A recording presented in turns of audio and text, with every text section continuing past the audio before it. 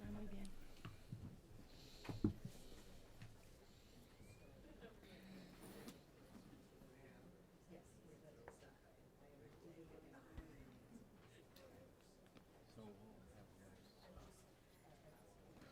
No tenemos que preparar ningún papel ni nada después, ¿verdad? Porque yo no traigo nada. No, nada.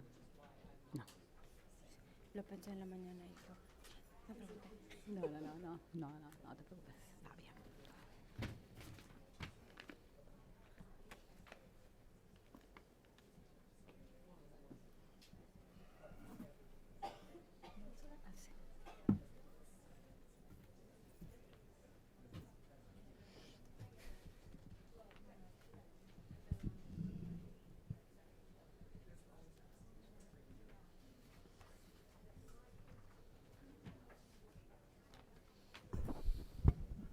Creo que ¿dónde está este chico que tenía?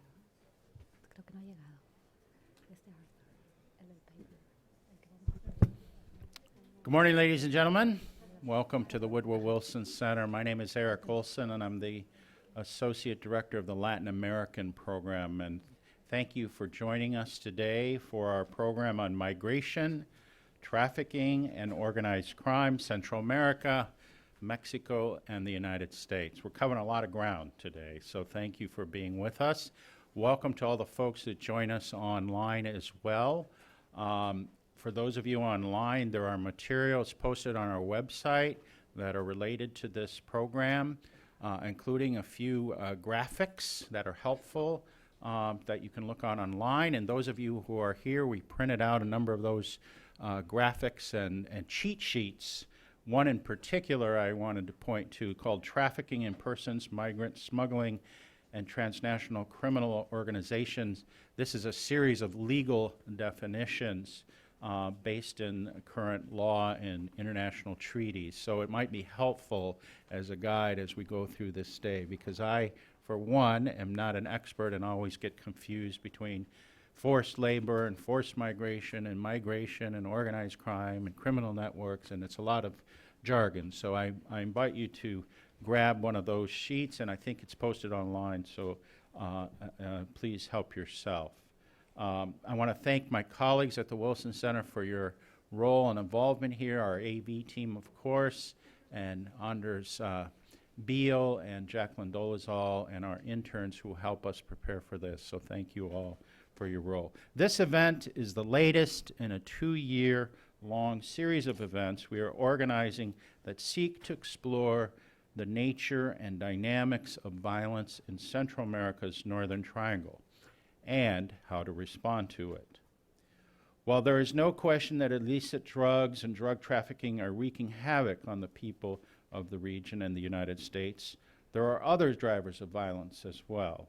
And violence should not be understood in a simple binary way. Drugs equals violence. Ending drugs ends violence. It's more complex to that.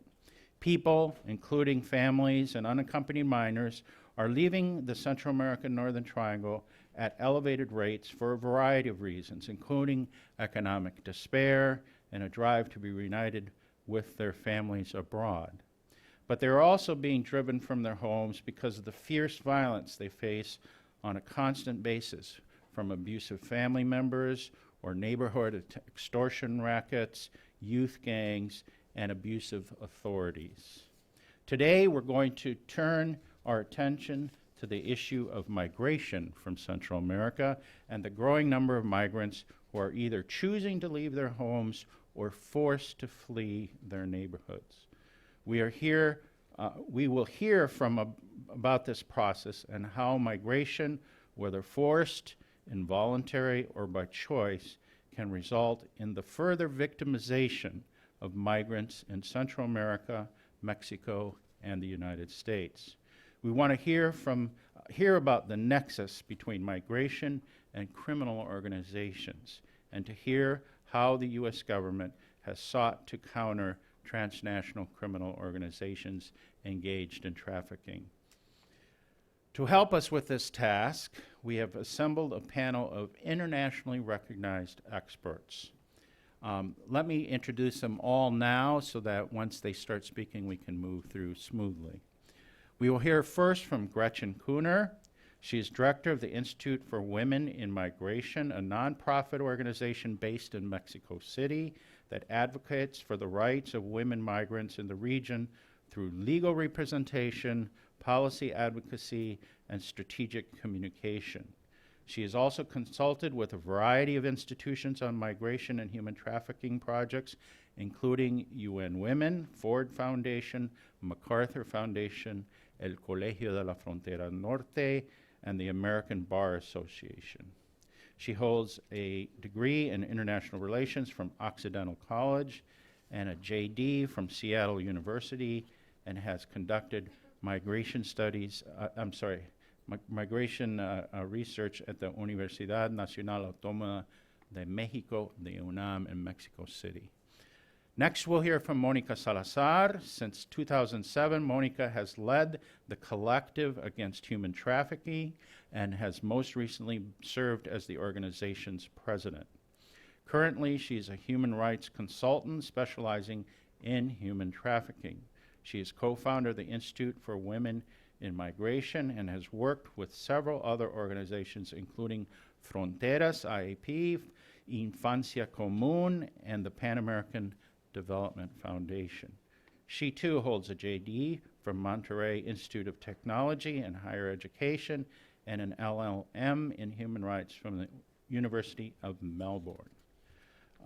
Next, we'll hear from Dr. Guadalupe Correa Cabrera, who, by the way, at present is a Wilson Center Fellow during this current academic year, but also was recently elected to be president of the Association of Borderland Studies. She's associate professor at the Department of Public Affairs and Security Studies at the University of Texas, Rio Grande Valley and the Brownsville campus. Her area of expertise are Mexico-U.S. relations, immigration, human trafficking, border security, and organized crime. Her most recent book is entitled Democracy in Two Mexicos, Political Institutions in Oaxaca and Nuevo León. She also has a forthcoming book, I think we had a little ad out there for it, called Los Zetas, Inc., Criminal Corporation, Energy, and Civil War in Mexico.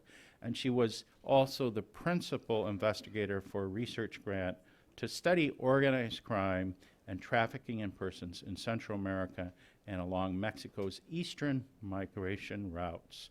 And this study was supported by the Department of State's Office of to Monitor and Combat Trafficking in Persons. And I had the pleasure of traveling with her along that border recently and have a little memo out there on the table too. It was a great trip. Next, we'll hear from Therese Couture. She is a data analyst at Polaris, a DC-based organization with the goal of eradicating modern slavery and restoring freedom to survivors. As part of Polaris's data analysis program, she analyzes data from the National Human Trafficking Hotline and the Be Free text line operated by Polaris. She also works to identify external data sources and synthesizes these with hotline data in order to build up increasingly accurate, detailed pictures of human trafficking trends and networks across North America. And we thought it was really important to include her and her work today, because oftentimes we kind of get stuck at the U.S.-Mexican border looking at Central America and Mexico, but obviously these criminal networks extend into the United States, and we're delighted that Therese can be with us today to talk about that. And then last, but certainly not least, my good friend Selena Realullo is professor of practice at the William J. Perry Center for Hemispheric Defense Studies at the National Defense University, where she focuses on U.S. national security, illicit networks, transnational organized crime, counterterrorism, threat finance, and women in peace and security issues. She's a former diplomat, international banker with Goldman Sachs, State Department Director of Counterterrorism Finance Programs, and Professor of International Security Affairs at the National Defense University. She has agreed today to talk more about what U.S. policy is in this area. And I want to underscore that she's not here to represent the U.S. government. She's here to talk from her own expertise, but really about what U.S. policy over the last few years has been in terms of tackling the problem of migration, trafficking in persons, and organized crime. So we're delighted with our lineup. With that, I will turn it over to Gretchen, and just to say we hope we will definitely preserve enough time at the end for you all to have some questions for our panel of experts. So prepare yourselves, and thank you. Pase adelante, Gretchen. Thank you.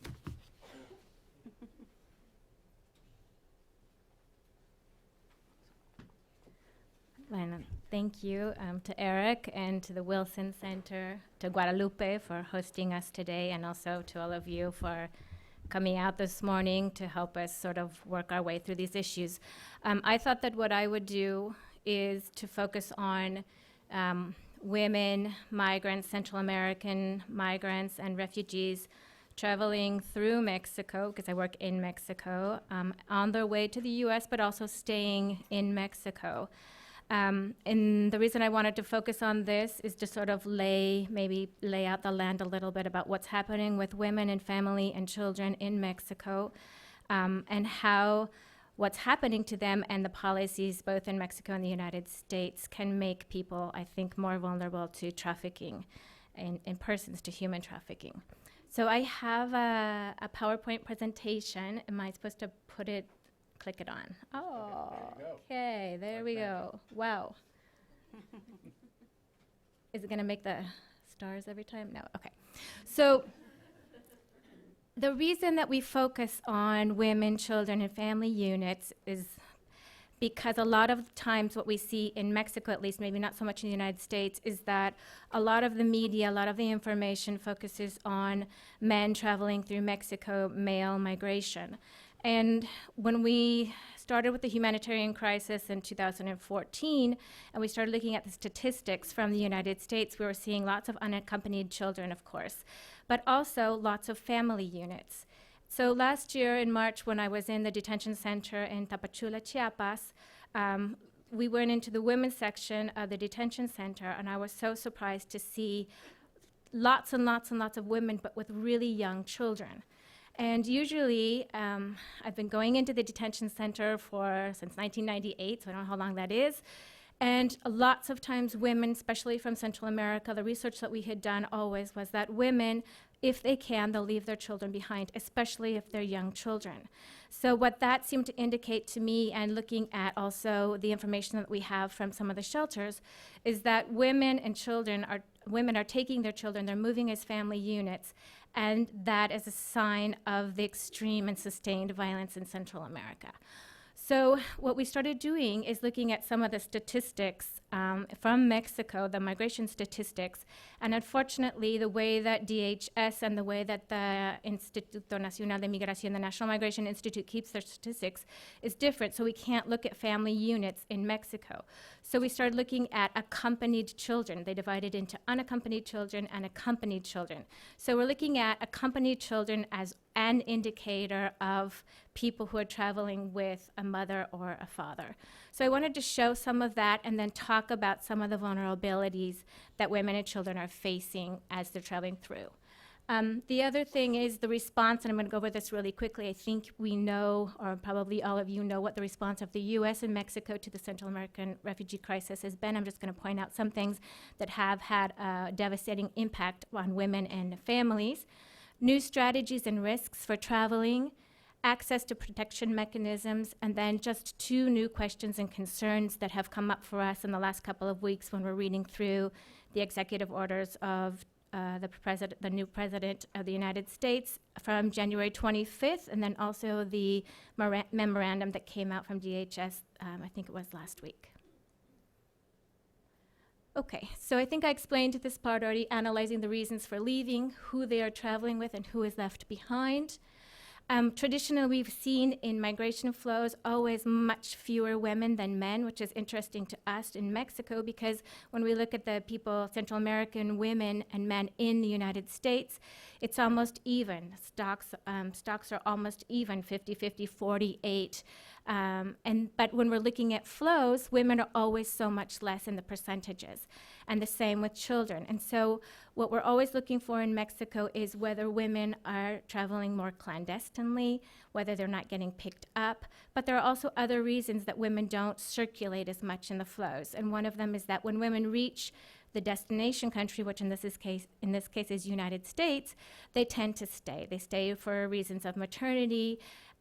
They stay because it's so much more dangerous for them to go back and forth. And so we always look at those kinds of issues. The routes and the risks while traveling are different for women, children, and families. And they are also impacted differently by deterrence and detention policies, both in Mexico and the United States. So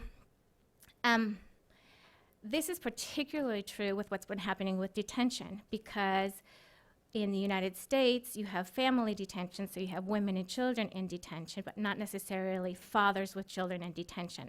And the same thing happens in Mexico. There's family detention, but the women are placed with the children and fathers are separated from children. And if there are unaccompanied children, they're supposed to be referred out to what's the Mexican State Child Protection Organization, similar to what would be the ORR process here in the United States. Okay, so one thing that I think is important to remember, because I'm hearing this a lot recently, is this big, huge push, the surge, the numbers on the border's out of control. So I think it's always very important to remember that over the long term, we've had way, way, way more migration along the US-Mexican border. Mexican immigration is down to zero or around zero since 2008, 2009, the economic recession in the United States. Central American migration and refugees is up, but it's never what it used to be in the 90s and the 80s. So I think it's important to remember that and not think about this as this huge. It's important. There are lots of people coming. There are people with needs, but it's not something that we haven't seen before. Okay, so here we're comparing detentions on the US-Mexico border and events of people presented before the National Migration Institute. So looking at Mexican statistics and US statistics. And I think that here I just wanted to point out, you can see the Northern Triangle countries, that the numbers actually in 2 of the years were lower for Mexico in terms of detentions than they were in the United States. And we can also see the accompanied children in Mexico. Mexico just started keeping the statistics divided between unaccompanied and accompanied children in 2014. But you can see how the accompanied children in 2016 went up to 22,000 accompanied children, which seems to indicate that there are more families traveling. And then I just divided this out to, I'll leave the presentation, you can look at it. But I divided it out into the different countries of the Northern Triangle and also Mexico, so that you can see what percentages of the different nationalities are being detained in terms of family units on the US-Mexico border. And then the same thing for accompanied children detained by Mexican Migration Institute during the same years. So you can see that accompanied children has continued to go up in Mexico in terms of detention. And then here, the other indicator that we have is that we just looked at girls and women. And we can see that the number of women who are being detained has gone up since 2011 to 2016, and the same thing with girls. So while they're not in the percentages as high, they've gone up consistently over the last 5 years. Okay, so just in terms of the trends, we don't have detention statistics on family units in Mexico, so we can't compare, but I'm just trying to give some indicators. Between 2011 and 2016, the number of events of Central American women detained in Mexico increased by 5. The percentage of women and girls increased from 14% of the total detentions which are events, not people, in 2011 to 25% in 2016. And then you can see that the number of accompanied teens continues to increase, but the number of young accompanied girls is increasing at a higher rate. And then finally, more Central American mothers are traveling with young children than Central American fathers. We also tried to look at a different statistical database that actually interviews men and women when they're leaving the country after they've been deported, the MIFSUR, and we can see from that that there are more mothers, single mothers traveling with children than fathers. So just to re-emphasize that we believe that it's really this sustained violence in Central America that's pushing women and children out of those countries, and that they're making these decisions to travel with young children, even though they know the risks, and even though apparently they know that they probably won't have access to asylum. So that's a big indicator for us. Okay, so just to go over quickly the response since 2014 from the US, I think that the other panelists will go into this more, but we have the Alliance for Prosperity, which is conditioned to migration deterrence campaigns. We had those big, huge campaigns in Central America to deter and scare people so that they wouldn't leave the country anymore. And it's also interesting to see what's happening with the anti-smuggling legislation in Central America, because that's one of the conditions that's been placed. So I bring that up because smuggling is, in some cases, organized crime as well. There's been deterrence at the Mexico-US border, including collaboration with Mexican authorities, family detention here in the US, raids or threats of raids, and visible deportations, at least to Central America, so that people can see that the US is deporting people, even if the numbers aren't that high. And then the positive part, of course, is protection, asylum, the Central American in-country processing, and the San Jose Agreement, where they're doing some processing in San Jose, Costa Rica, the special immigrant juvenile visas, TVPRA, accompanied minors, referred to ORR. All of that has been one of the responses by the U.S. government.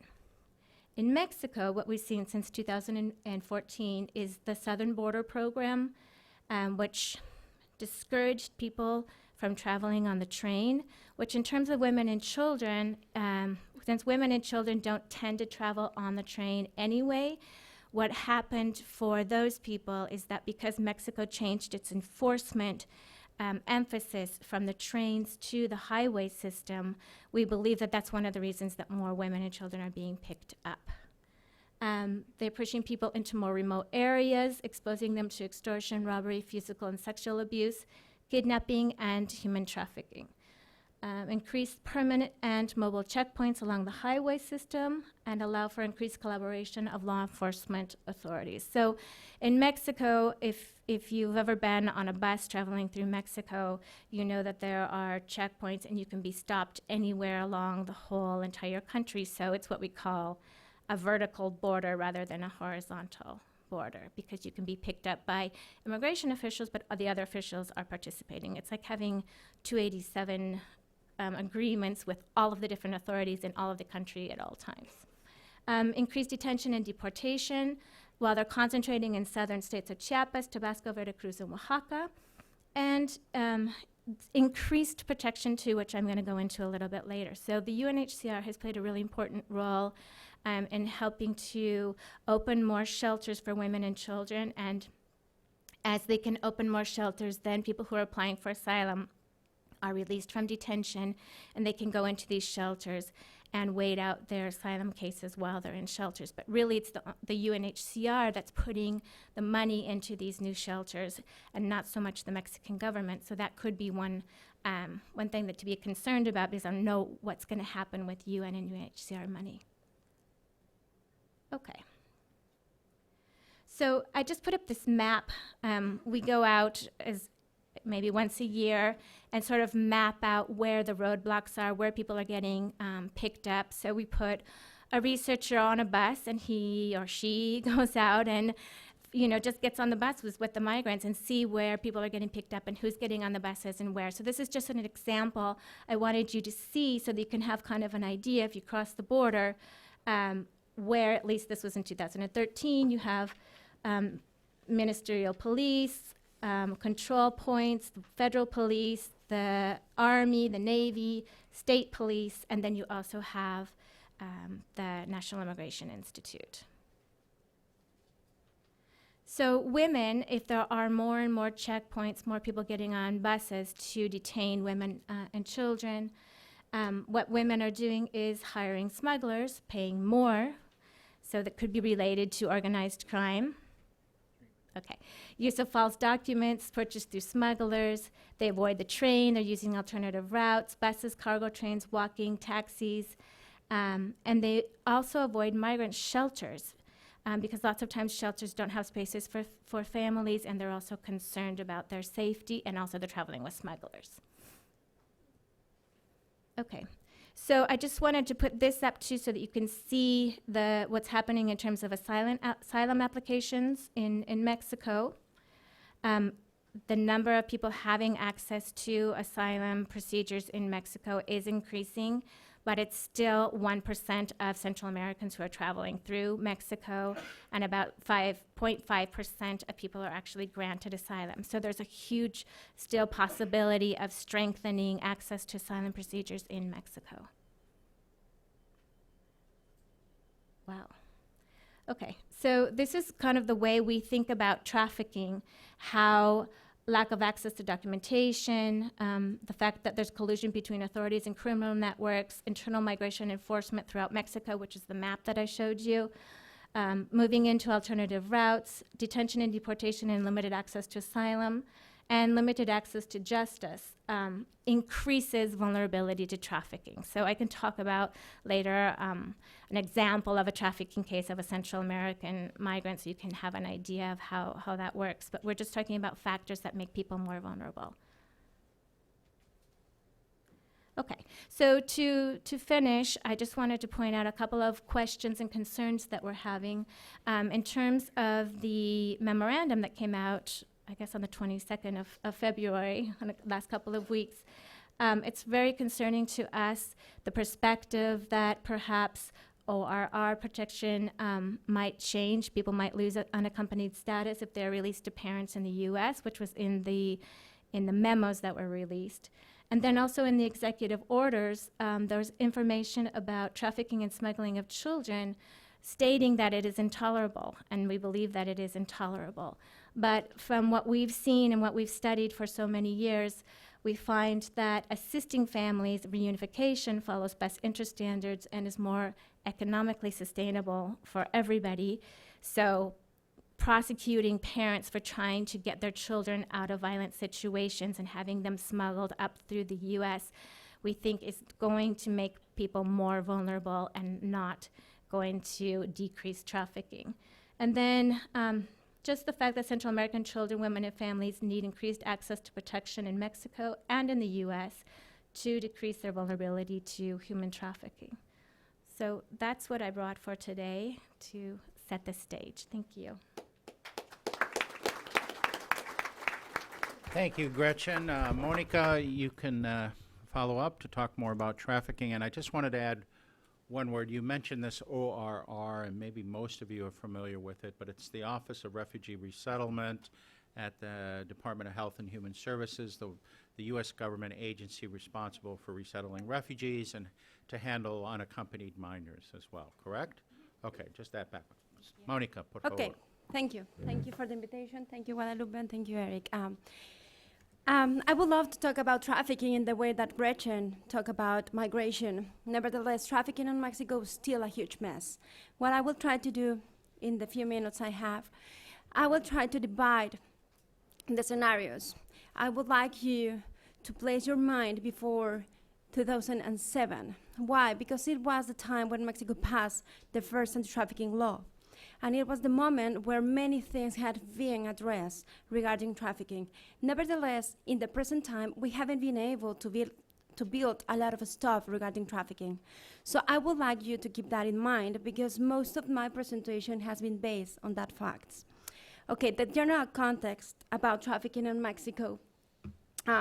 We have heard that Mexico is a country of origin, transit, and destination of trafficking victims. Yes, nevertheless, we haven't been able to address how those people has been drive through Mexico and then ended up in a trafficking situation. Most of the identified trafficking victims are women, girls, and boys forced into the sex industry. And this is one of the things that I would like to highlight. Mexico, most of the efforts that we have conducted in Mexico have been addressing trafficking situations for the sex industry. Nevertheless, we haven't been able to identify prostitution, trafficking, and sex work.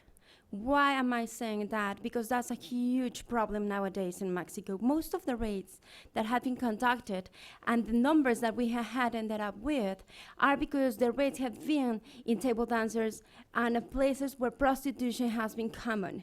Nevertheless, we haven't been able to identify properly trafficking situations. Before we start talking about trafficking and before we pass the first anti-trafficking law, most of the efforts were faced to identify Central American victims or migrant victims who had been forced into either labor trafficking or sex trafficking.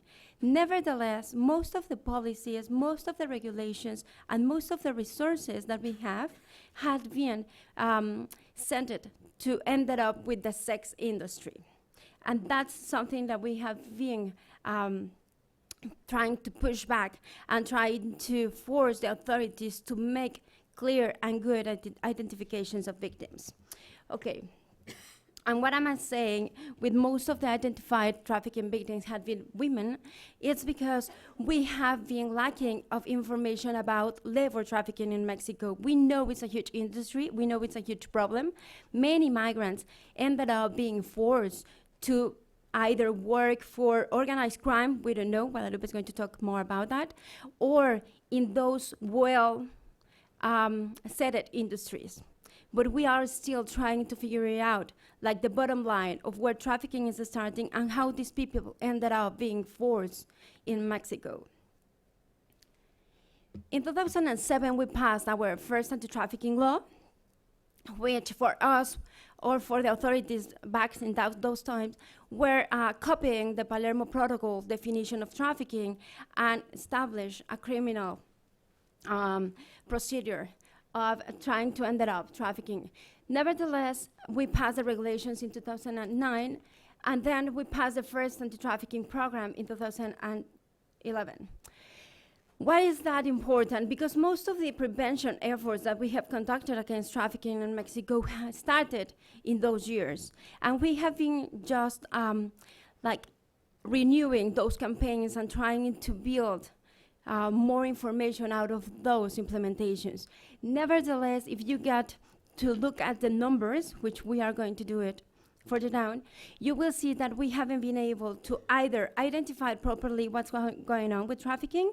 We haven't been able to identify the routes where these people has been hooked, who has been forcing them.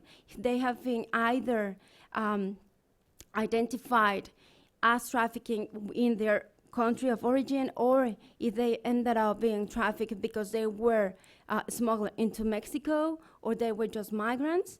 So we are still trying to divide that overlap of concepts and information. Why is 2012 important? Because we passed a new anti-trafficking law. And why is it a huge aim for the Mexico government? Is because they start trying to address national or local trafficking. What happened with that is that if we haven't been able, by that time, to identify international organized crime trafficking, now we are in a position to try to identify trafficking within our borders. So in 2013, we passed the regulations. And what happened with that? The anti-trafficking program, which we are trying to work with right now, was built in 2014 and will end up next year. And they're focusing on prevention, protection, and participation. Having said that, okay, before 2012, the Mexican government established that they have been able to identify more than 1,000 human trafficking victims, not only from Central America, from many countries. If you get to see those countries, we are talking about people from around the world. We are not saying that only people from the continent has been trafficking through Mexico to end up in the US. We are saying that many people, even US citizens, have been identified as trafficking victims in Mexico. And that's very interesting because yes, Central Americans are the ones who have been like receiving these efforts to combat trafficking mostly. Nevertheless, if you get to see, we have received people from Europe, Asia, America. So what I'm trying to say is, yes, most of the victims are from Central America. That's true.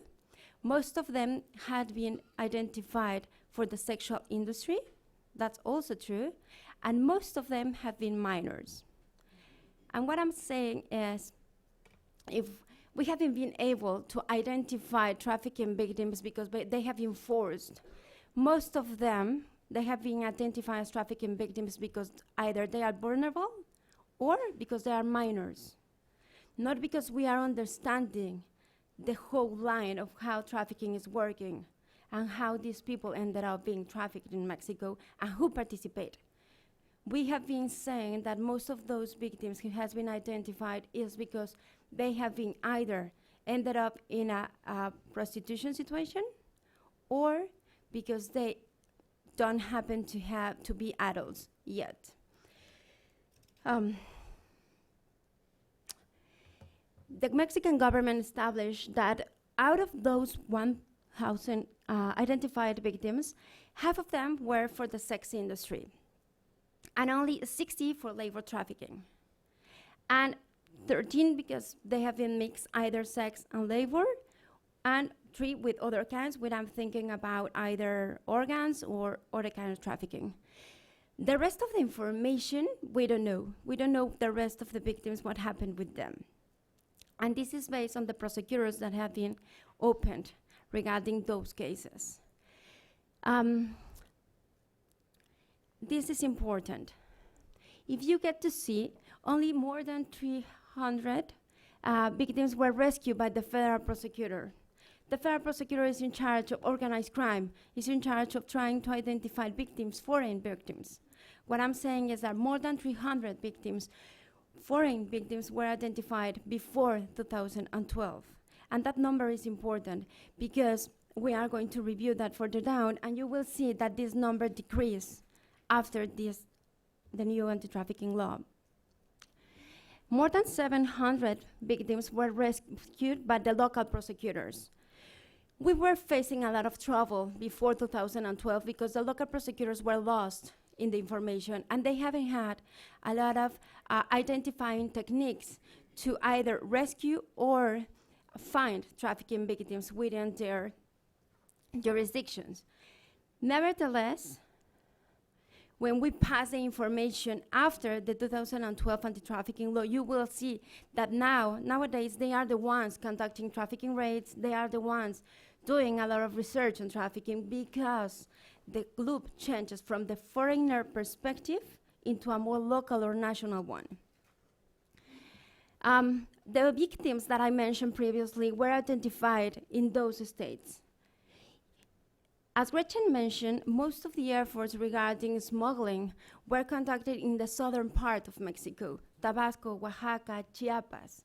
But if you get to see, many people had been identified either in Mexico City, the state of Mexico, or Baja California, which is Tijuana, which is the border between California and Mexico.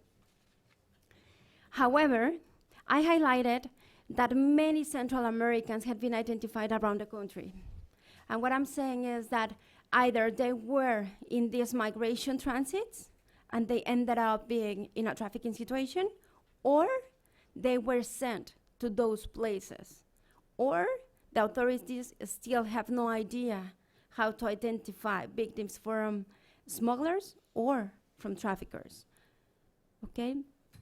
Human trafficking and the concept is still a huge trouble for the Mexican authorities.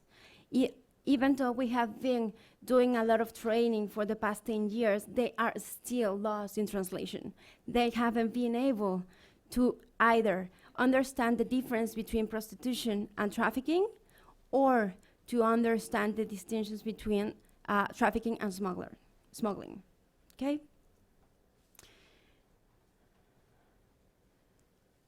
Okay. Mexico has 32 states. And most of the anti-trafficking situations that we have been identified have been conducted either in the central area of the country. You have heard about Tlaxcala, and Tlaxcala being this state where traffickers from a very early ages, they ended up being or wanted to be traffickers when they reach adult age and they want to force women into prostitution in the US. But also you can find from Central Americans, mainly identified in the southern part of the country, and you will find a lot of Central Americans, again, identified in the northern part because they ended up traveled their journey and wanted to either pass into the US or, we don't know, they have been deported back. We don't know. Okay, the statistics. If you get to see, few victims were identified back in 2009, and from the general authorities, none. And that's important because many people nowadays is saying that organized crime is involved in trafficking in Mexico. Well, if we get back to look the numbers, we might end up with a different idea. If you see back in 2012, before the provision of the law, only 127 victims in the local prosecutors were identified. But if you look back in 2015, more than 400 victims. What I'm saying is many Mexicans have been identified either as a victim of trafficking or a trafficker. Not because they have been forced and ended up exploited, because there's a confusion nowadays between trafficking and exploitation. And if you get to see the context of Mexico, many people has been forced and many people ended up being exploited because of poverty, but also because agricultural industry and other kind of industries have been built out of the exploitation of the people. And we need to be able to either identify forced labor, trafficking, but also exploitation. If not, we are only increasing numbers without attending and preventing the crime. What's after the law? Well, the means after in the present law has been erased, so that's why the numbers increase. If you don't get to understand how these people have been forced to stay in the trafficking situation and you only understand the exploitation and how they ended up being there, but know how they've been forced to stay or remain in that situation, then you will have a broader perspective of trafficking, and that's what the Mexican government did. We are not addressing trafficking as the Palermo Protocol stated. We are addressing trafficking because many situations have been overlapped into that huge concept. Okay. And just for conclusions, yes, we have two scenarios. Before the present law, many Central Americans and foreign victims were identified. In the present numbers, it has been very difficult to identify foreign victims as trafficking victims. We don't know what's going on. I know that they are still there. The thing is that it has been almost impossible to find them. They are more vulnerable, they are invisible. Boys and young males are still invisible. Nobody has been, only out of, I would say a number, but I would say that only like 40 male has been identified as trafficking victim in Mexico. It's in the past 10 years, which is a very small number. And discussion about the law still going on. Many people are saying that we need to place the means in the definition and in the criminal definition of trafficking. Many people are saying that no, because the numbers are going to decrease, but we are still there. And understanding the authorities and abusing the gap between those concepts has been the problem, from my perspective, that we have been facing against trafficking for the past 10 years in Mexico. So thank you. Just for conclusion, thanks.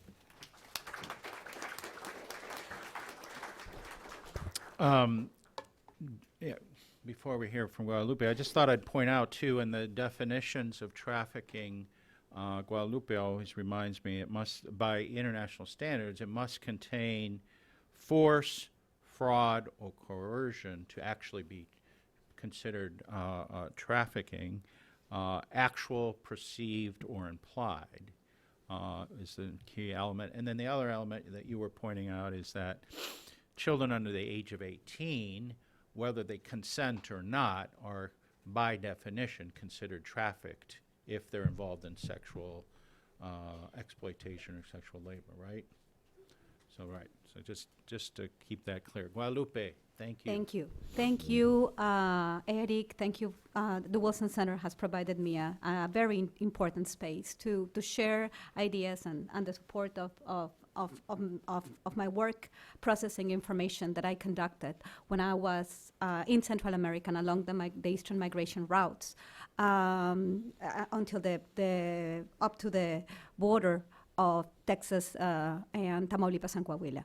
So I'm very grateful, and thank you for having me here and for hosting my research for these 9 months. I also want to thank Monica and Gretchen because I started this project that I'm going to explain a little bit more about it with conversations with both of them, and probably they are some of the most serious and solid researchers and activists that analyze and understand the relationship of human trafficking and migrant smuggling. I'm very grateful because they have been willing to share with us their expertise, and they were part of the board of advisors in the grant that I was able to direct. I was the principal investigator of the grant, but we were a team of researchers that process all this information, and my students were involved in this research. I also want to thank Arthur Sanders for putting together some of the processing some of this information and helping me with all this. Thank you. This research project is an analysis of what is the involvement of transnational organized crime, or what we are right now trying to understand, what is the involvement of transnational organized crime, or the so-called Mexico drug cartels, or the transnational criminal gangs, the maras, that sometimes are of transnational character and sometimes operate within their countries only. There is this big confusion about the transnational character of gangs as well, and the national character of gangs. So what is the role in the trafficking of migrants and the trafficking of people in the countries of origin, and what does that trafficking has an effect on the smuggling as a push factor for Central Americans, so they are forced to leave their countries. I have observed, and this is constant in my interviews, some of these young men, mainly male, and their families, their mothers, are trying to support their journey because they were forced to work for the maras. This is another thing that is important. Transnational organized crime, not only drug cartels, but transnational gangs. And also, we tried to figure out what was the connection with these so-called paramilitary groups that operated, like for example, the Caiviles, and what is the connection of the Caiviles with groups like the Zetas, and how these groups form this mass of criminal organizations that operated together. There was the idea at some point, particularly from the years 2010, 2013, that groups like the Gulf Cartel or like the Zetas, but particularly the Zetas, because they were the first ones that diversified their activities, started to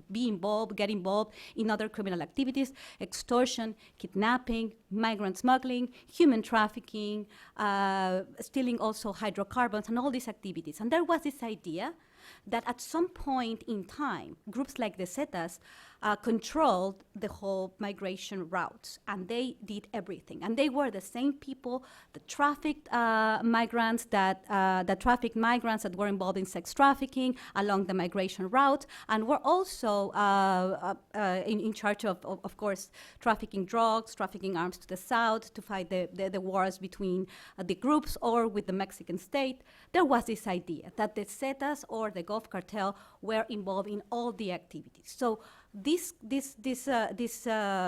project tried to have more nuances and try to see what happens along the routes and if this is true, and what is the connection of human traffickers of different kinds with these criminal organizations, and what are the connections between the different criminal organizations, the gangs with Mexican drug cartels and with former Caiviles, the former special forces of the Guatemalan army. What is the connection of these groups? And there was this idea that they were all very entrenched. This was very sophisticated activities that operated along the migration routes, and there were like these masters of all these businesses. Well, I think that this is what I'm going to explain right now. But I also want to confirm some of the points that were made by Gretchen and Monica.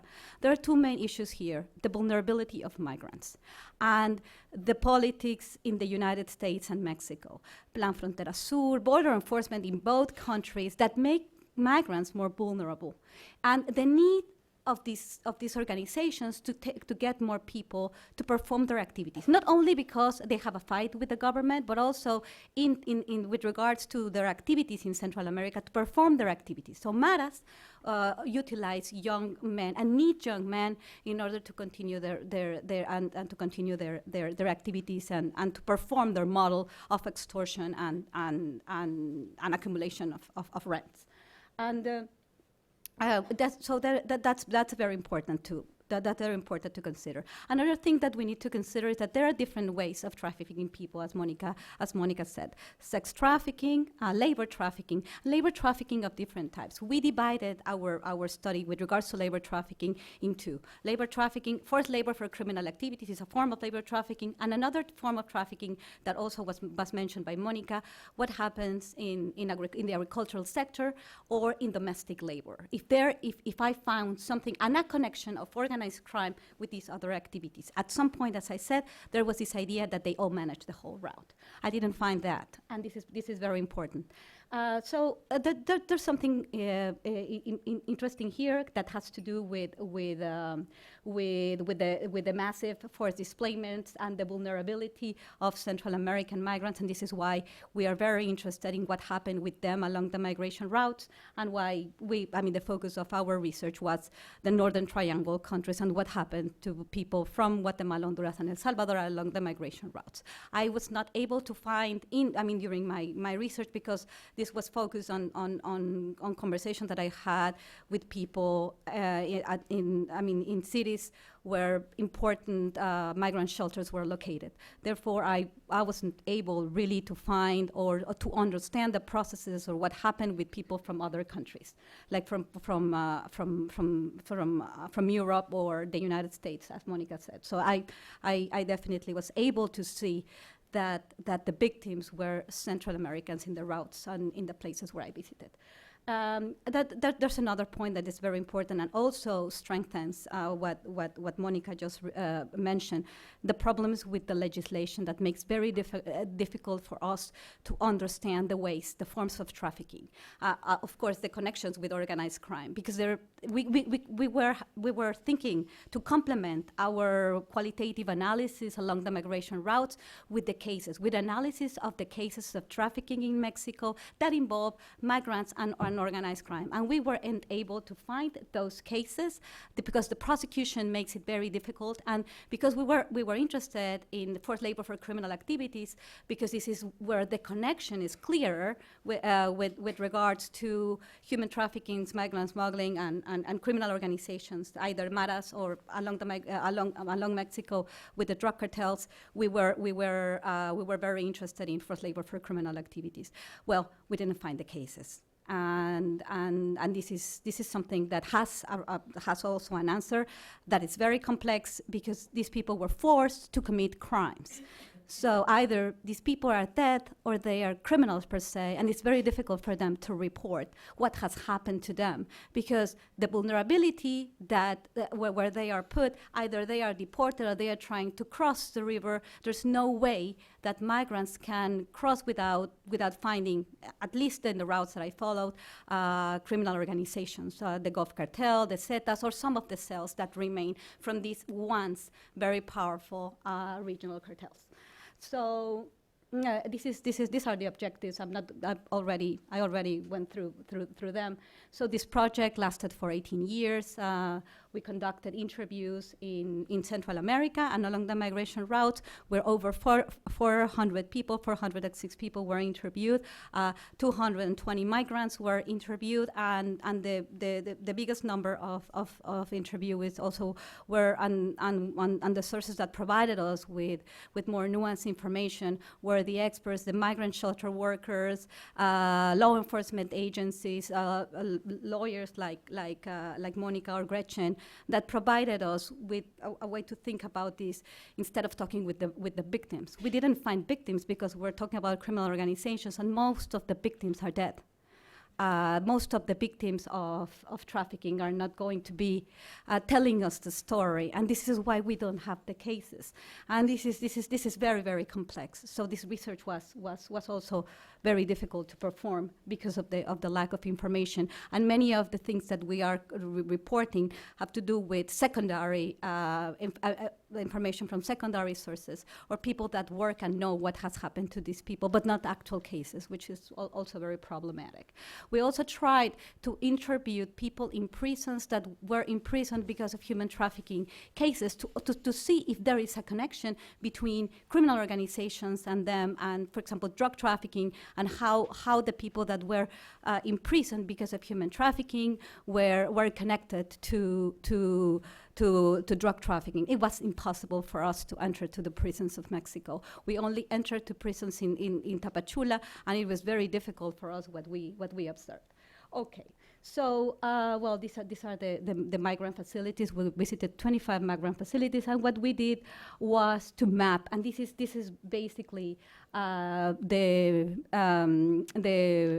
summary of our findings, because we and we also analyzed what happened with the deportees at the Mexican border and what happened with the people in transit. And so we divided our maps, and we mapped the different types of trafficking, domestic and international. As Monica had said, we observed that a lot of people are trafficked at the national level, and some people are trafficked, the international victims, and they are different markets. This is very different the way people are trafficked. As Monica mentioned, we observe sex trafficking mostly based on the southern part of Mexico, and they are minors, and the connection between drug trafficking organizations or criminal gangs is not connected to sex trafficking in the southern part of Mexico directly. The relationship is more opportunistic, and we didn't observe the involvement of drug traffickers in the sex industry on the northern part of Mexico, and as some people have alleged. These organizations are very complex, but also are businesses. So they specialize. Human traffickers dedicate to traffic people, but not only all along the migration routes. They have they specialize, and we have some groups that operate at different parts of the migration routes. On the northern part of Mexico, the trafficking that we found mainly, this is the agricultural sector. That people told us that it existed. It's very difficult to prove or to understand how labor trafficking in domestic work or agricultural work takes place in Mexico. We have the idea that most of what is happening with migrants along the migration routes is not connected to organized crime, but it's basically extreme labor exploitation and not really labor trafficking. But so that's what we identify very little. And this is forced labor for criminal activities, and most of it is it's where the operations of these highly militarized groups like the Zetas, the Gulf Cartel, operate, and mainly in the border with Tamaulipas, in the state of Tamaulipas, and in Veracruz. So just to conclude, we cannot. I mean, of course, trafficking and smuggling is very different. There are different phenomena, but we cannot separate them when we analyze them, because trafficking of migrants take place in connection with the smuggling business. Their vulnerability puts them into these networks, but they operate separately. And the relationship between the drug cartels is more opportunistic with regards to sex trafficking, but with labor for forced labor for criminal activities, it was more in the year 2000 in Mexico, in the year 2010 to 2013. It exists, and it's a push factor in Central America, but this is very specialized, and it's very difficult to prosecute these cases because the victims are criminals, and we don't know sometimes with the terms of consent. Sometimes they start to participate with the cartels, but they cannot leave the organization, and they are killed. So it's very difficult to understand that all the testimonies that we have are secondhand testimonies, and we don't have victims that were involved into these activities. So. And another thing, just in the end, that also reinforces what Monica said, and I need to continue writing about, is the severe limitations of the justice systems in Mexico, and the problem that Monica just explained, and I'm not going to repeat. The legislation should change to include the means again, for us to understand much better what is happening with trafficking victims, and therefore to understand better the connection between organized crime and human trafficking. Thank you.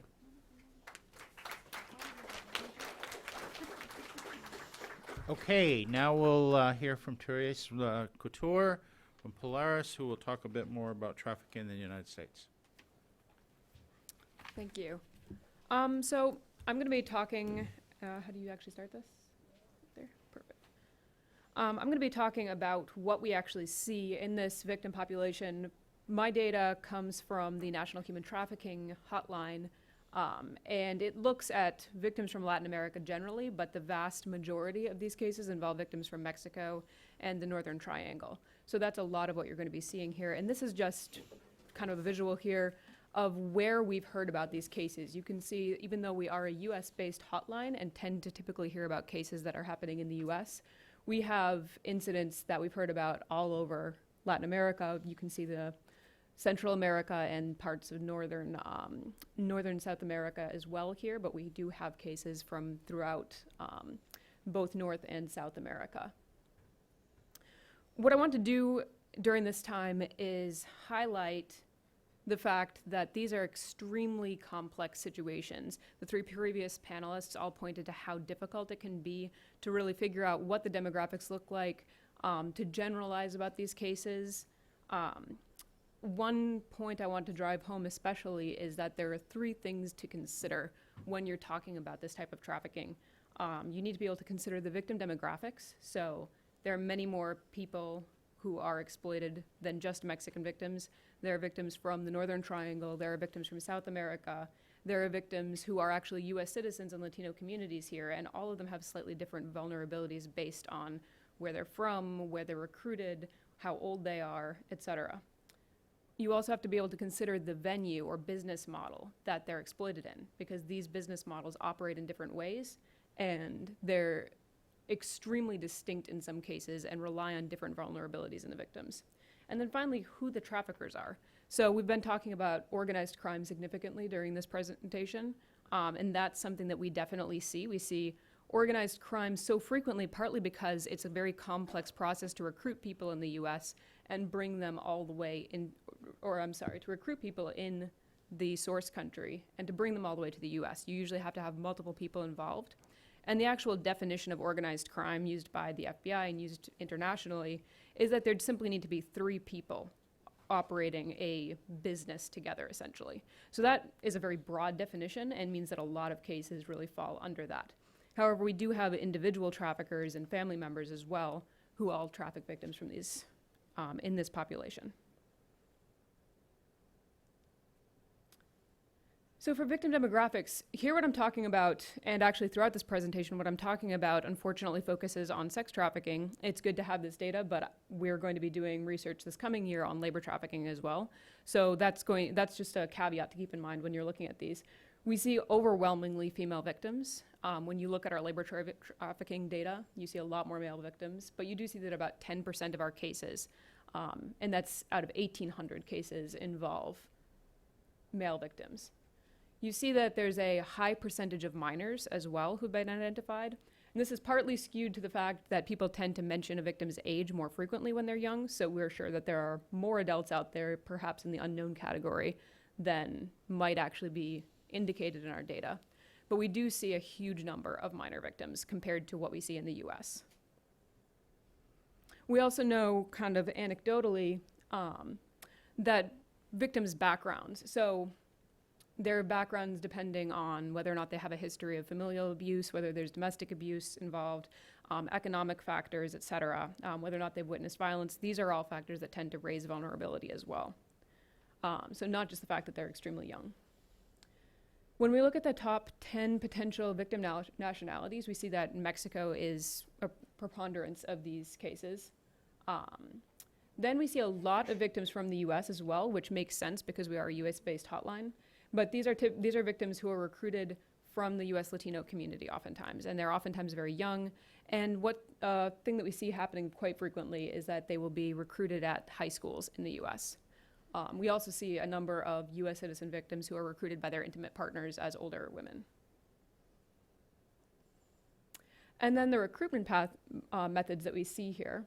Most frequently, we see the recruitment method offering safe passage to the United States. We also see a lot of family-related recruitment methods. So that might be a situation where there's a history of domestic abuse and a family member, so we see older siblings a lot, might end up trafficking a girl or an older woman. We also see situations where the parents are actually the traffickers, or they might sell their child to a trafficker.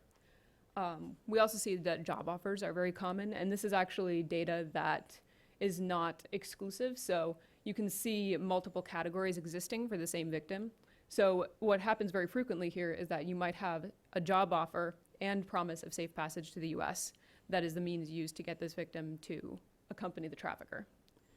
We also see that intimate partner recruitment is quite frequent as well, and that's something that is characteristic of the Tenancingo type network. So that's what Monica was referring to when she was talking about the Tlaxcala traffickers. It's a type of business model that really does exist throughout Mexico, but it focuses on recruiting the women through a romantic relationship and then exploiting them initially in Mexico usually, and then in the US. We also see a number of cases involving just general fraud. False promises and so forth, coercion, that might be threats or blackmail. Situations where the trafficker poses as a benefactor, so they might be promising some good to the potential victim, such as reunification with their family or so forth, and then it turns out to be a trafficking situation, of course. And then much less frequently, but still in some numbers, we see abduction, and that oftentimes happens along those, the migrant paths into the US. You might see them traveling with a smuggler who has no connection with human trafficking whatsoever, and then they'll be abducted by smugglers who do have a connection with human trafficking, or sometimes abducted by people with affiliations with gangs or potential or other forms of organized crime. When we're looking at control methods, once victims are in the US, you tend to see a lot of isolation or confinement, which really plays into a couple of things. It plays into the fact that victims, once they're in the US, are very unfamiliar with their area.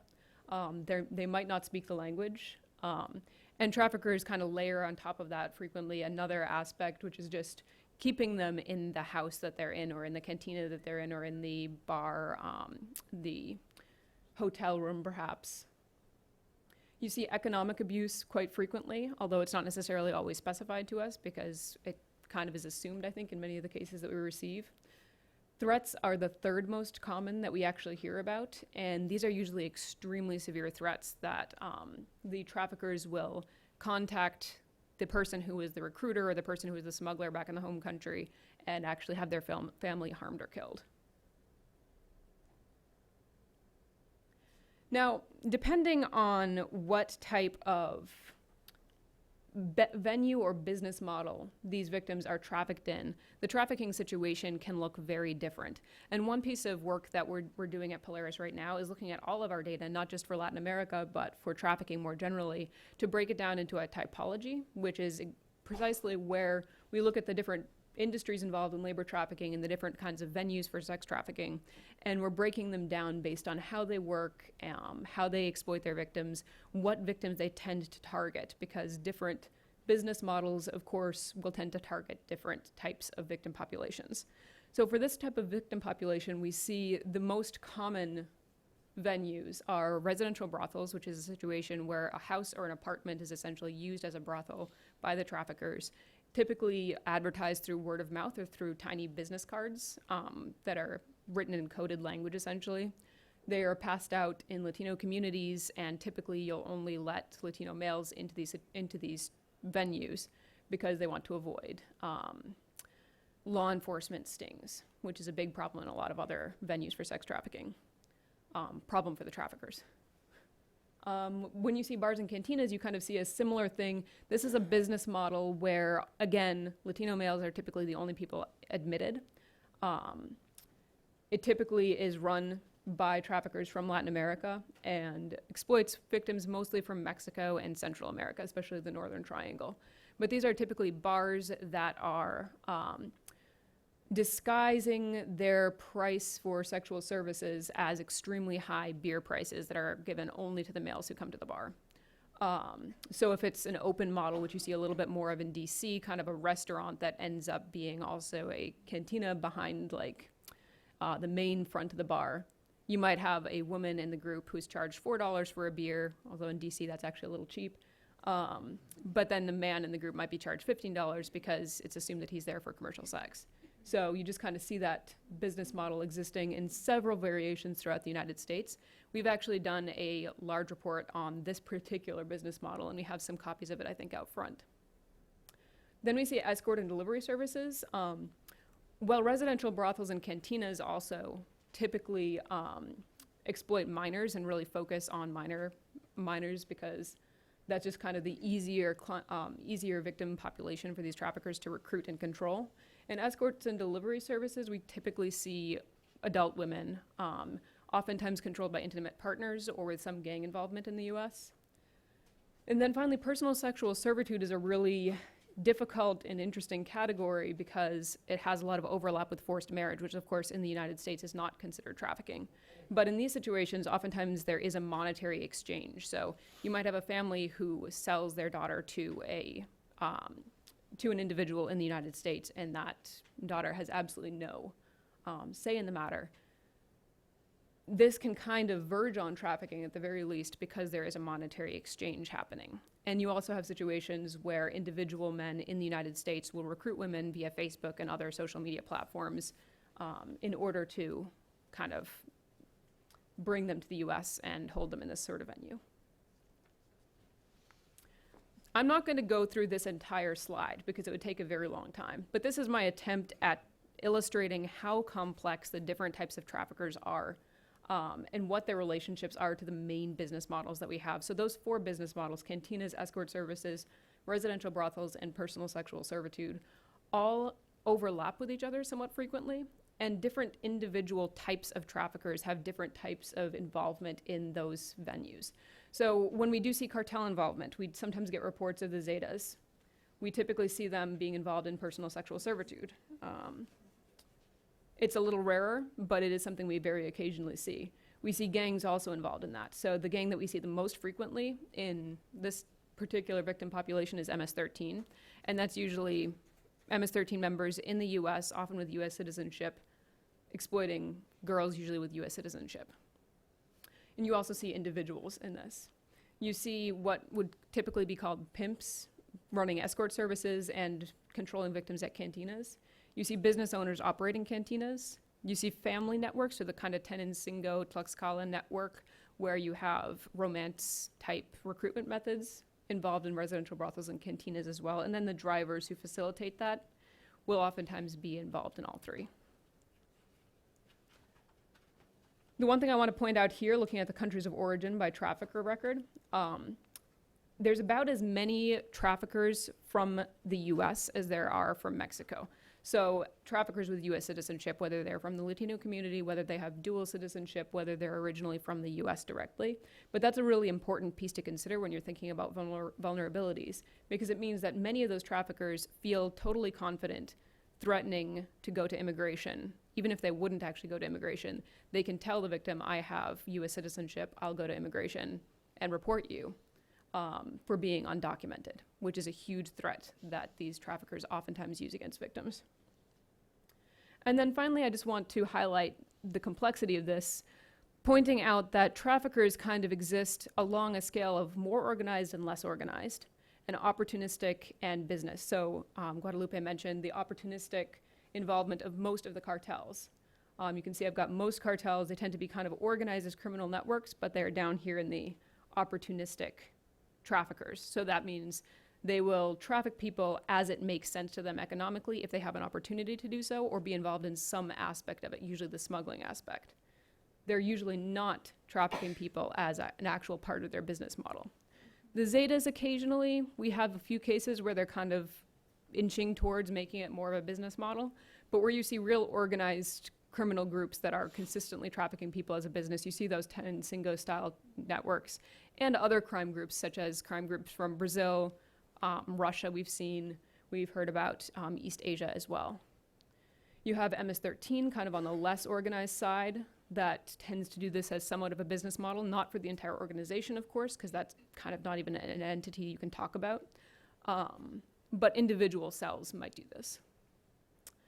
Then finally, you see in the disorganized side, you see more intimate partners, family members, pimps, kind of doing this sometimes as a business, sometimes a little bit less so as a business. And you see as well gang members, family members, and business owners. So one thing also to note here is that you can have types of smugglers who operate in slightly different ways. So smugglers can be opportunistic traffickers, or they can be fairly professional traffickers who do this consistently. You also can see that US street gangs can be opportunistic traffickers, but fairly organized about the way they do this, or you can have gang members who are just doing this as an individual and kind of opportunistically. So that is essentially what we see in the US. Thank you. Yeah. Thank you. All right, we'll wrap up here with Selena. Please have your questions ready, folks. Again, Selena is going to talk about U.S. policy, but she's not here to represent the U.S. government.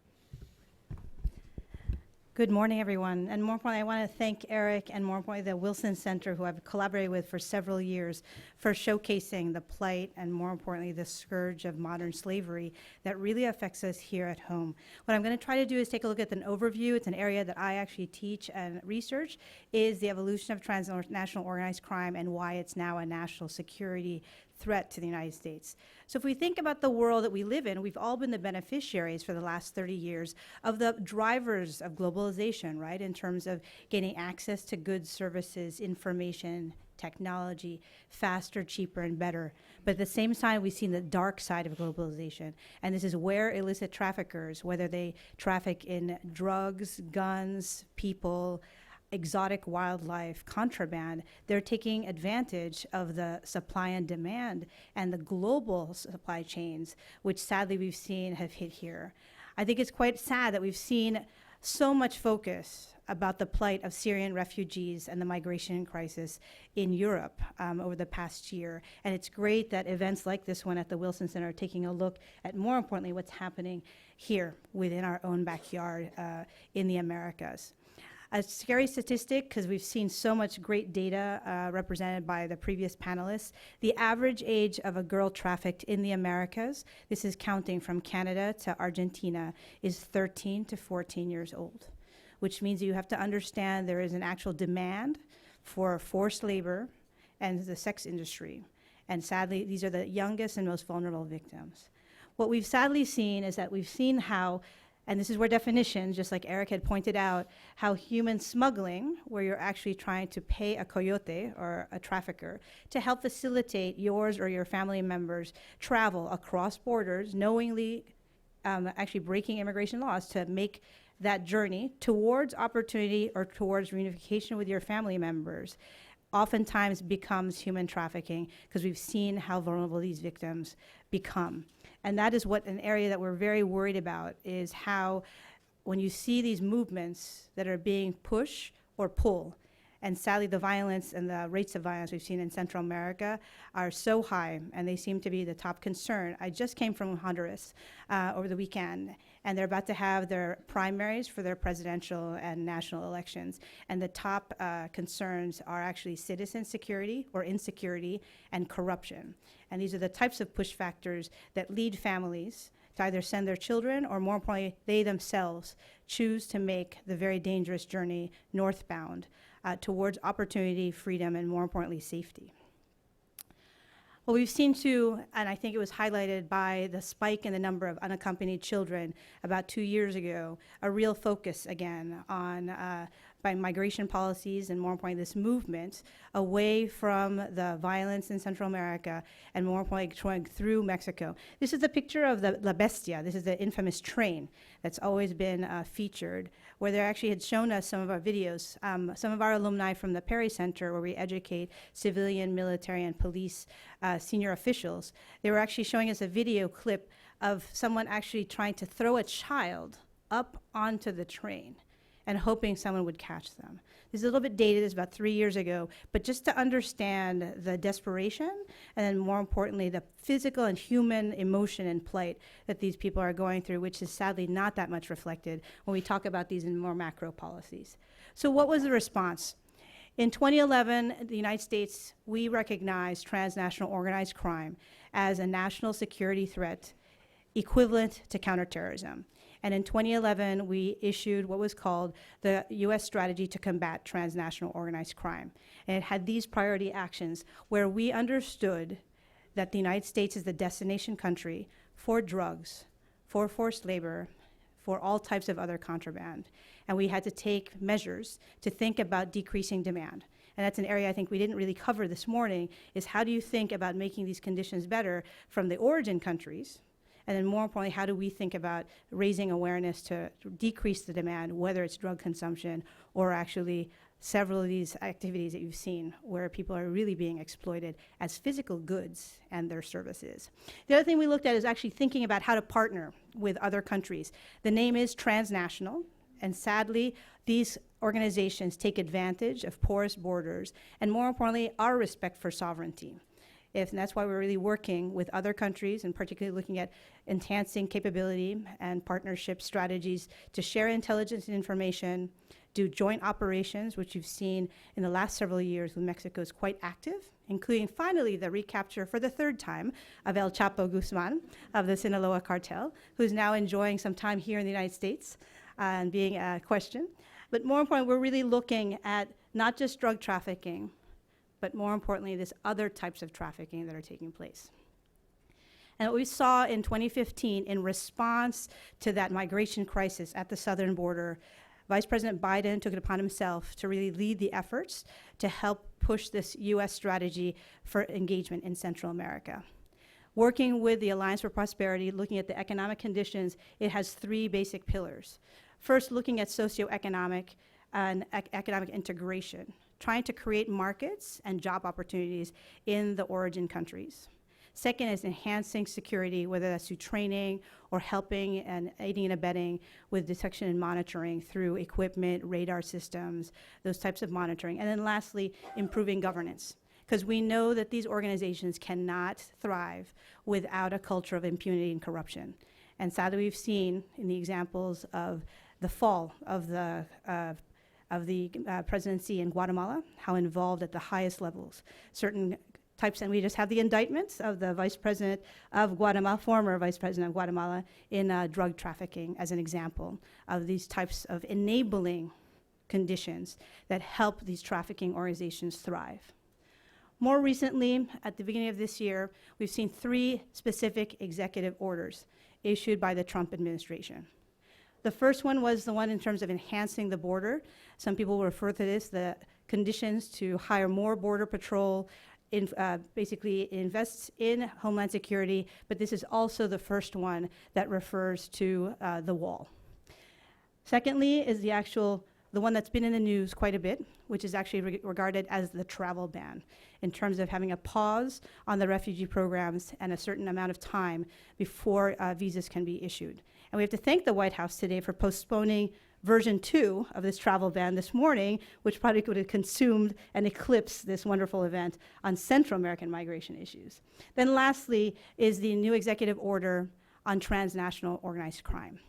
And that's the one I've been very interested in to see. A lot of our work was actually reflected in actually highlighting transnational organized crime as a national security threat, and then more importantly, adding and more importantly, focusing resources to combat the different aspects of transnational organized crime. And you'll see here, and this is literally taken from the White House, that human trafficking is number 1. So this is a very interesting development. When we've been talking and more importantly writing strategies about this, we always had drug trafficking, arms trafficking, and then human trafficking in that order. You've actually seen now in that little bullet point there that illegal smuggling and trafficking in humans is now a top priority. Words matter, but more importantly, how we actually apply the law and more importantly, bring these people to justice is very important. And I think what's been reflected here through much research done by my colleagues is it's so hard to get data and statistics because victims are not necessarily willing to come forward, but more importantly also share their experiences for law enforcement to go after those who perpetrated these acts. And also, if you transit 2 kilos of cocaine across the southern border of the United States, it's probably about a 20-year sentence, and that is not a 20-year sentence when you traffic 2 underage women. The sentence is much lower. So the risks for these traffickers is far lower, and it reflects how law enforcement and more importantly the judicial systems throughout the region have got to make these tougher, enforce them, and much more importantly, bring these traffickers to justice with actual sentences that mean business to equate the crimes committed in terms of drug trafficking and drug smuggling. The other piece, too, that's quite important is really recognizing that we have to work with our foreign partners who are also the victims as destination, origin, and kind of transit countries in terms of doing this. So what I wanted to do is take a look at what could we do going forward, either as individuals or those who influence policy here in this town and more importantly abroad. The first piece is really to think about demand reduction. And it's an important piece whether we talk about drug trafficking or human trafficking, raising awareness. I was delighted to see that Therese was here with us from Polaris because a lot of organizations that raise awareness are not necessarily associated with the government.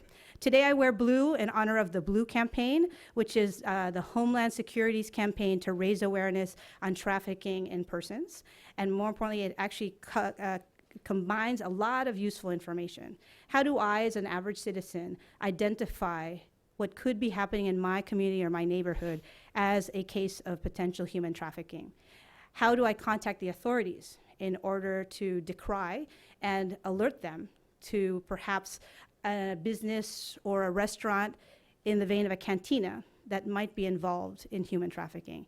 The other piece too, and I think Therese didn't have time to talk about it, are these nail salons and massage parlors that offer beauty services, but on the side, sadly, are also involved in human trafficking and other types of services. So that's the first part, is how do we raise awareness, and then more importantly, also educate young people.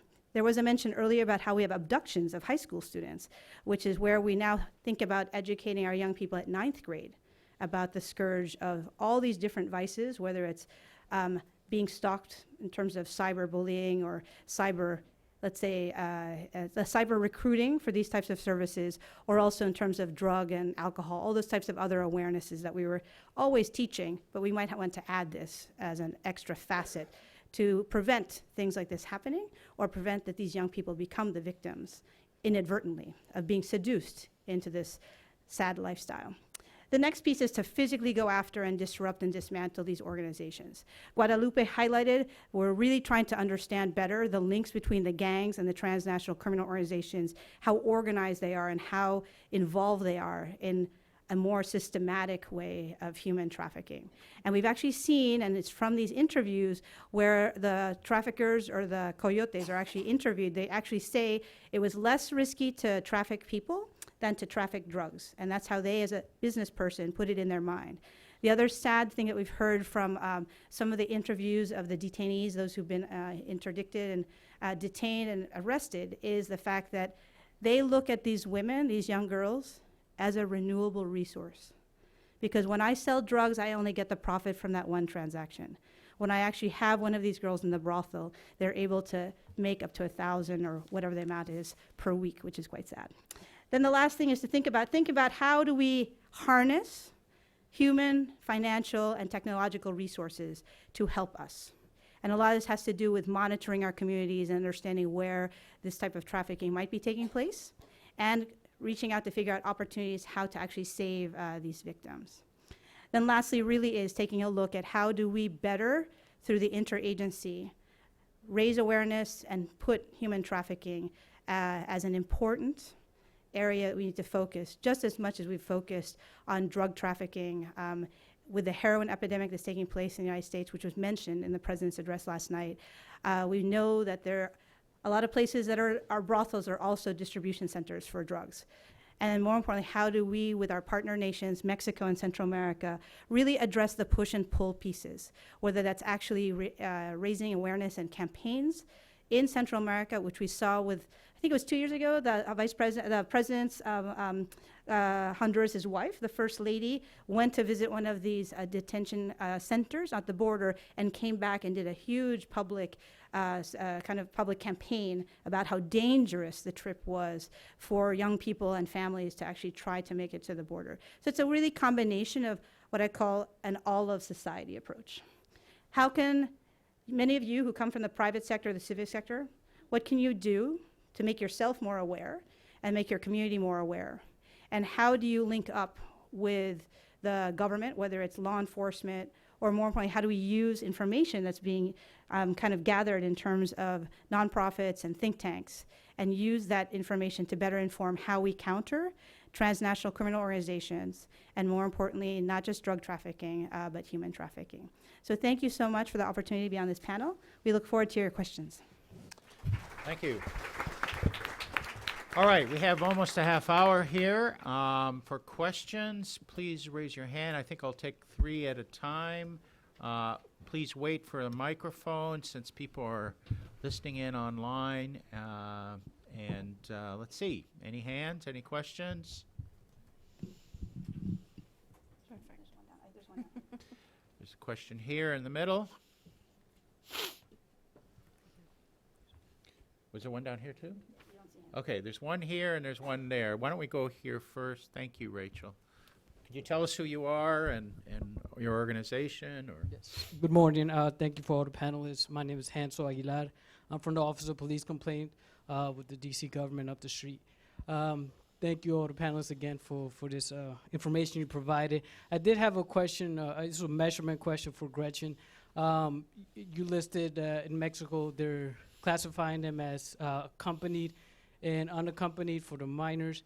When they look at mothers underage, young mothers, and will come with kids, are they classifying the underage mothers as unaccompanied and the babies as accompanied, or how are they doing that? And if I can also get another question in. as long as it's quick. Yes, quick question.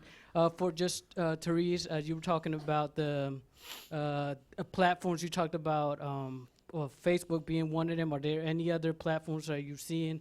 And I guess what steps are being taken to identify how these individuals are being recruited? Good. We'll take a round here first. Go ahead. There's a question here, Thank you. and then we'll do one more. Is this on? Go ahead. Yes, it's all on. Herbert Francisco Curriarceo. I'm a citizen of Mexico from Mérida, Yucatan. And I'm wondering if you could explain how we're sensitizing Mexicans regarding trafficking. And I'm talking about police, law enforcement institutions, as well as private citizens. It seems very infrequently that we see news, reports, information, and evidence about this heinous problem in our own country. Thank you. Good. One more question? Yeah, right here. We'll take, we have, go ahead, young lady, and then we'll come back to you for sure. Hi, Eric. Renny Bake from Guatemala. I'm listening, and I don't see how the private sector is attacked, by an example, by narco and narco guerrillas in some ways happening in Guatemala. And this is promoting the people are not having jobs and are fleeing to US. I don't see how the private sector, I'm not talking the biggest companies, I'm talking the small and business companies who have problems with gangs, who have problems with the narco, can be helped to promote business and jobs in North Triangle. I'm sorry, but I live in Guatemala and I visited the border. I know people, coyotes, and I know people who's living the country and Honduras, and I don't see how the private sector will be involved to save our countries. What do you propose about this? Right. Okay. So let's take that first round, and we'll have time for others. Gretchen, you want to start us off? Yeah, just to answer the specific question about unaccompanied, they'd be classified as accompanied because it's a mother. Even though she's underage, they're still classifying it as the baby would be accompanied and the mother would be classified as a mother. So it would be like that, not the 14-year-old as an unaccompanied minor. Therese, you want to answer the second question? Yes. So we do mostly see Facebook. That's the one that gets mentioned to us the most. We also have dating sites. There's a whole variety of them, and they all have kind of their own URLs, and I don't remember exactly what their names were because there's quite a variety. In some cases that don't affect the Latino population, we see a lot of Instagram, but I haven't seen that for this population yet. And then sometimes there are other sites, just sort of forums and so forth, that people will talk on. But the biggest social media platform definitely is Facebook in our data. Okay. And then the question about consciousness raising in Mexico, and maybe Monica and Guadalupe, but certainly Gretchen can chime in as well. You guys are the experts. Well, probably this is a better question for you. Definitely, we have and Monica expressed that very well with regards to trafficking. There are many forms of trafficking, and Mexico has focused on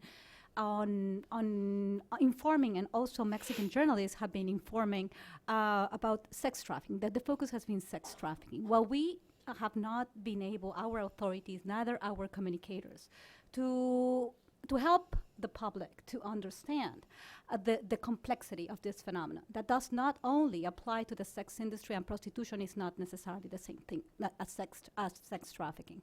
And that has been a problem. The communication, also the training of the different law enforcement authorities at the different levels, also the training of the prosecutors and informing them about these differences that are very basic. But what I have observed during my research is that we have a long way to go, and even more in Central America. The legislation, the way the legislation in Guatemala, the human trafficking legislation, this is the most problematic legislation of the 4 countries that I've studied, where smuggling and trafficking is the same thing for their legislation. And so definitely we have to work a lot with our authorities and also with our communicators, and not just focusing on sex trafficking because it's very sexy to be focusing on that, but we lost track and we lost the distinction between prostitution and sex trafficking. Monica, do you want to add to that? Raising awareness has been a huge trouble in Mexico because, as Guadalupe mentioned, most of the campaigns have been facing sex trafficking, but also because we haven't been able to go back to the communities and understand from the bottom line what's going on with the person who ended up being a trafficking victim. So if we haven't done that, it's because the resources are very limited, but also because the campaigns have been built on the concept of trafficking, not on how people ended up going through a lot of situations and ended up being a trafficking victim. So from my perspective is, if we go back and try to build awareness out of those, we need to understand first what's going on, and that's another situation. Trafficking awareness has been built from a broader perspective of the situation, instead of just going back and saying, okay, migrants have been ended up in a trafficking situation because of those reasons, and we need to raise awareness of those. Indigenous populations ended up being in a trafficking situation because of those things. Women, children. So it's a huge problem how we address awareness instead of understanding and then passing information to the population. Anybody else? On the question of the private sector, I mean, I don't know if anybody wants to add anything there. Go ahead, Guadalupe. It's just something very important, and this is just also I'm trying to address that question, but also I want to make a distinction that probably we're not able to do very well about transnational criminal organizations and about organized crime. Transnational organized crime, human trafficking groups can do transnational organized crime. And we're talking about TCOs, transnational criminal organizations. The one that I'm talking about are the ones that you are describing that take place, that affect the businesses in Guatemala, in Honduras, and El Salvador, that have expanded their activities, and now they dedicate themselves to extortion, kidnapping, like this new model that affects they are not really affecting transnational companies, legal businesses, the private sector that's more organized. This new model has affected mostly the small businesses. And this is where the extraction comes from. And this new model really has expanded through the extortion of the small businesses. Therefore, if you don't feel affected, if transnational companies don't feel affected by, like the extortion by the Gulf cartel, for example, they don't touch maquilas. They don't ask fees to maquilas. So there's no incentive there has not been incentive of these big companies to try to address these issues that involve these groups that just touch the poorest and the most vulnerable ones. This is probably an explanation of why we haven't seen the involvement of the private sector as we would like to have seen them. They are more focused on security, on making their own businesses secure for their personnel. But that's it. The others, the business model of these criminal organizations is not being addressed because they don't touch them. They are not being affected by this model. Okay, there were two more questions right here, and then anyone over there? Yeah, some in the back. So we'll take these two, and then Rachel, there's a couple in the back. Oh, did I overlook Patricia? All right, go ahead. Hi, I'm Lauren Benner with the Women's Refugee Commission. We've been doing a series of border visits where we visit detention centers and then temporary facilities on the Mexican side where women, children, families usually go when they're about to approach Border Patrol agents to seek credible fear or asylum. And we're seeing a large reduction of numbers of family members and women and children in these facilities. Facilities that used to have 150 visitors per day now have 40. We're trying to figure out the kind of break the discrepancy and why those numbers are falling. And obviously there's factors like the executive order, but we're wondering if there is a credible increase in gang violence and gang control of these areas, and if women and children are maybe seeking other ways to get into the U.S. And I'm wondering your thoughts on that. Where do you see that discrepancy in numbers and that fall? Very good question. There was one here. My name is Juan Ortega from the Inter-American Development Bank, and I was wondering if any of you have looked at or know sources where they talk about the finances of this whole activity. You know, I do back of the envelope figures, and this is easily a $5 billion a year income from somebody, and that money has to be spread around the whole region, paying for all the services. So I was wondering if there is any knowledge of the channels they use, like all those brothels that probably pay for the service of getting the girls, that must be gone to the region somehow, you know, cash or wire or whatever. So I was wondering if anybody could illuminate a little bit, because it's too much money not to be seen. Right. Do we have a question right here in the front, Patricia? Yeah, go ahead. And I promise next set will be in the back. Okay, I'll try to be brief. You were talking about civil society's response. I'd like to ask on the official level, the government level or local or national, could you provide more detail on the collaboration between Mexico and Central America, as individual countries or collectively, on these issues that you've elaborated, besides the obvious collaboration in detaining and punishing victims of these crimes? Right. Good. Good. Okay. Let's go with those questions now, and then we'll come back. Who wants to go first? Oh, your question. I mean, I think the first one was the border piece. The Yeah, the border piece. Why don't you tackle that, Gretchen? Okay, so I just want to ask you a question really quickly to understand. Are you talking about there are fewer women and children in the detention centers along on the Mexico side? Is that what you're saying? I'm saying numbers in general in sanctuary facilities and temporary facilities for women and children. In the shelters? In shelters before approaching border patrol agents, before making the journey across the border. Those numbers have fallen. You need to use the microphone. Oh, sorry. Yes, exactly. In shelters, mainly on the Mexican side. Okay. And numbers are reducing on the detention center side as well, but not as important. Right. So before the women approach the border patrol agents and seek asylum or credible fear. Yeah, I don't know what that's about. I don't know whether people are getting information and they think that they're not going to be able to request asylum because they're hearing about what's happening in the United States, and so people are, staying in different places, waiting to see what happens. I don't know. There's so much. If you read the media right now in Mexico, for example, it's all completely covered with there will be massive deportations. You cannot get through. There will be a wall. You are not welcome. You will not receive asylum. I mean, that's what the media at least in Mexico, is all saying. So maybe that has something to do with it, and people are waiting out. I'm not sure. Guadalupe, you've done a lot of work on the border too. What's your impression of this? My impression is exactly the same. People work with regard. People make the decisions with their evaluating costs and benefits. And today, my idea would be that they are evaluating that the costs have gone up, and the possibilities for them to cross right now are not necessarily very high. Therefore, I'm sure that this information is passed very rapidly, and I think what you have observed is a reality.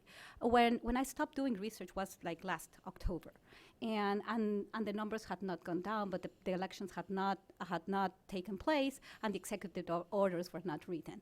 Therefore, I didn't see on the contrary, I saw an increase in the number of people who were in the shelters. But it makes a lot of sense to me. They're not going to pay that $7,000 to $10,000 for a coyote, or they are not will try to do that, or even the $1,000 or $2,000 to cross the river, because it's going to be very difficult for them to really make it to the United States. But let me ask a follow-up question here, because I think it's really important.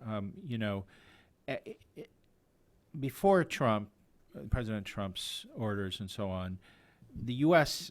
Since 9/11 has invested a lot in making the border more difficult to cross. And my impression is that as the border has been more difficult to cross, numbers have come down, yes, but also the reliance on smuggling organizations has increased because they have the logistical capacity, the intelligence capacity, all those sorts of things. So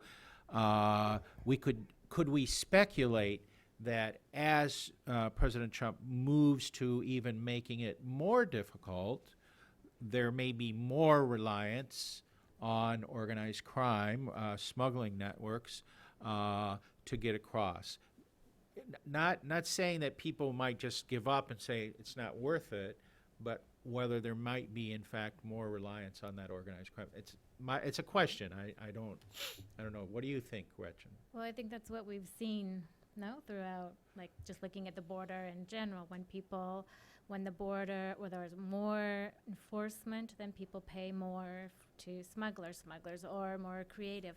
That's one of the reasons that we were looking at family units, precisely because what we had heard was that families were being separated at the border. For example, I'm traveling up with my child, but I know that if my child crosses alone, that my child, if it's a Central American, will be placed in ORR, in Office of Refugee Resettlement, so that child will be protected.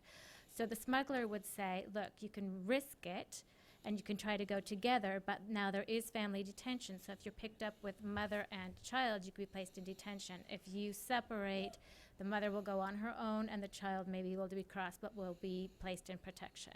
So that's one of the things that smugglers could be telling children. And I also thought, well, maybe fathers will travel with children because the immigration detention centers are detaining mothers with children, not fathers with children. But that doesn't seem to be what's happening. That's why we think that it's really people who are so desperate and are leaving with their small children and aren't separating. I mean, that's what it seems to be. So I think that's absolutely right. People are paying more, they're changing the ways that they travel, and maybe more people are staying on the Mexico side.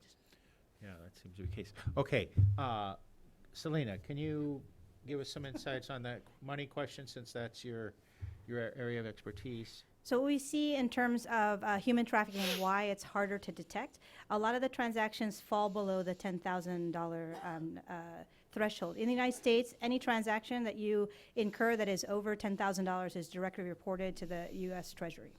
So what you see is actually they break up. If I am going to hire a coyote and I'm in Guatemala and the fee is $6,000, so I actually posit that the fees are going to go up because of the Trump policies. Yeah. And that's what we're going to try to see, how that's going to affect the marketing. Right. You actually pay half before departure, and then you pay the other half here in the United States, which means those are $3,000 transactions on either side. They're usually moved through funnel accounts, which are multiple accounts that are numbered. You'll actually get a text communication that tells you the account number, when to transact, and that the child has made it safely to Silver Spring, Maryland. And one of the quotes that we had, just anecdotally, it was $6,000 for this child. Then the aunt who receives the child puts on Facebook that this person facilitated. It's almost marketing for the trafficker, and everyone else is on Facebook. That's why Facebook is a very important platform of actually advertising, not just for things that we find annoying as advertising, but it's actually facilitating this. What we're trying to figure out, and I think Guadalupe and I are trying to organize, how is transnational organized crime trying to scale this up? Because the other thing is, remember, the same pathways and the same routes are being used to funnel drugs, guns, money, and now people. And because the risk from a law enforcement point of view is lower in terms of being detained and then prosecuted for human trafficking, are you going to see a change now? The other thing that we've just seen is actually the cocaine is not necessarily making it to the United States. It is still coming. We've reduced consumption by 50% since 2008. It's actually being diverted and being sent to Asia and Russia, but it's still coming through Central America. But these are the same exact routes that have been used for years. But the financing piece is very important, and we've actually seen how we're trying to organize from the interviews of people who've been rescued. How was your transit being facilitated? And we're trying to work with our partners in Central America and Mexico to get better visibility as to who is running the money. It's mostly cash. The other thing we're seeing is remesas, remittances, as another vehicle, particularly for dollar-denominated, because El Salvador is dollar-denominated. And it's not just for trafficking of people, but particularly the types of different money laundering for the drugs. Selena, do you want to address Patricia's question, too, about international cooperation, collaboration? So what's interesting is after we actually saw that the Mexican foreign minister, immediately after he came up to Washington, had a meeting with his Northern Triangle counterparts. So a couple of the issues they're taking a look at is more importantly the relationships with the United States, but even amongst themselves. I haven't been able to go, but others have gone to the border, the wall between Mexico and Guatemala. And an interesting anecdote is General Kelly, before he went to meet with Peña Nieto in Mexico last week, he actually went to Guatemala, which actually shows in his testimony for his confirmation hearings, he talked about expanding the border southbound as far as Peru. The importance, because this issue of migrant trafficking is quite important, we didn't actually talk about two other groups that are really starting to appear and becoming burdens to our Central American colleagues, the Cubans and the Haitians. And we were in Costa Rica earlier, I guess it was September, where they now have basically refugee camps because Nicaragua will not let the Cubans and the Haitians pass. And the change of status for the Cubans, That's another new, I guess, opportunity for traffickers and coyotes to charge money to Cubans who had originally been able to actually make it to the United States and then automatically have asylum. So we're looking at this as a business more than anything else, but more importantly, what are the drivers and how, you're right, how are people individually making that decision to risk themselves and their family to make the crossing? And more importantly, the bigger issue is these are huge amounts of money for these families. $6,000 may not be a lot for those of us who live in the 1% bubble of Washington, but that's the other piece, is the extortion and the racketeering of the indentured servitude, which a lot of these traffickers take advantage of. It's not just a Latino population. You see this a lot with Asian migrants too, who literally have to work 5 to 10 years at a restaurant to pay off their debts.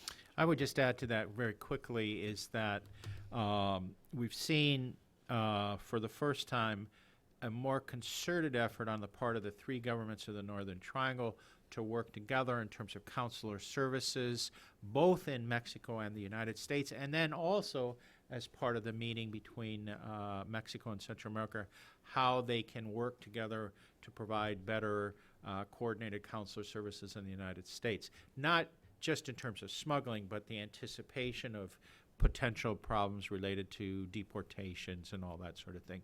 So you're seeing something that's really not happened before, the consular services kind of coming together and looking at ways to coordinate. I don't know, how that's going to play itself out. It's too new, but it's a I guess a good sign. Look, we're running out of trouble. We're running out of time. We're maybe running out of trouble. We're running out of time. I want to give a couple folks in the back who raised their hand. There's one there, maybe one other in the very back, and make it short so we can conclude on time. Hi, Norman Lyhu from the Joint Improvised Threat Defeat Organization. I was wondering about the cooperation between the TCOs and the criminal groups as the migrants move up. Is there coordination as they move from one area to another, those pass-offs? And have you been able to document any of those type of pass-offs with a little bit of a formality, or is there informal communications between them? Even though they might be competing with drugs, they're both working for the human smuggling.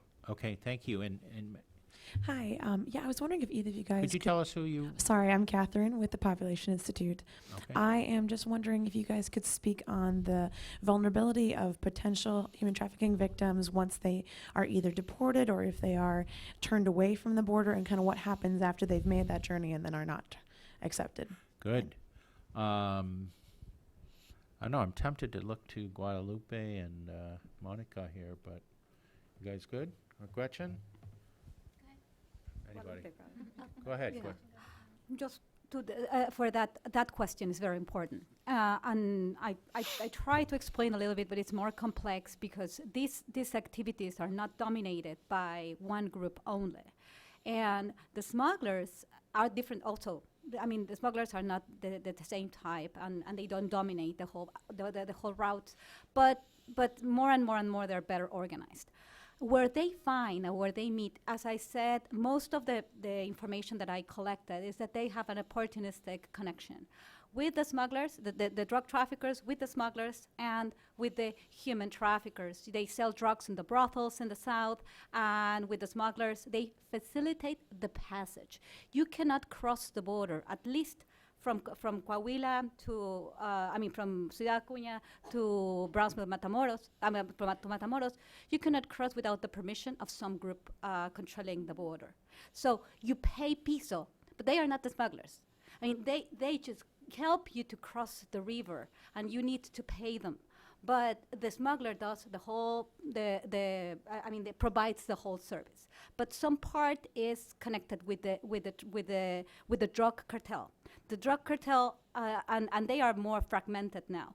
Some of these, sometimes very important and regional drug trafficking organizations. Now in Tamaulipas and in Coahuila, they have been fragmented. So some of these cells just dedicate themselves to cross people to cross people from one side of the border to the other one, cross the river, and that's it. They specialize on that. So it's very important to see that they are not the smugglers, and that migrant smugglers are not the same as the human traffickers. But some of the cells now dedicate themselves just to cross and to pay and to charge for piso. So they're not bringing them up from Guatemala? No, they are not. They are not. I haven't seen that. I haven't seen. One of the things that's become more complex, I think, and I'm channeling Guadalupe a little bit, but has kind of been the demise of the Zetas. We used to be able to say the Zetas controlled everything. That's right. And really the Zetas have disintegrated as an integrated body, and so you have individual groups along the way with different specialized responsibilities. Am I correct? You are totally correct. The situation has changed. We cannot analyze the current situation as we analyze it in the year 2010, 2013, when we were talking about these regional cartels, or the Zetas or the Gulf cartel, has also, because of the participation of the Mexican federal forces with regards to security, we have fragments, we have factions that are now operating different businesses.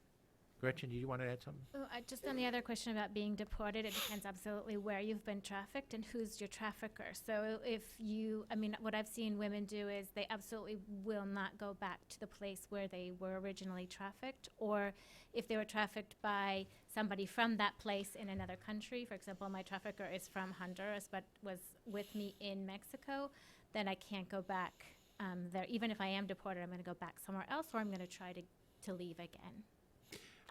Am I correct, though, that U.S. law is set up that it's supposed to identify victims of trafficking, and they would not be eligible for deportation? Oh, at least in theory?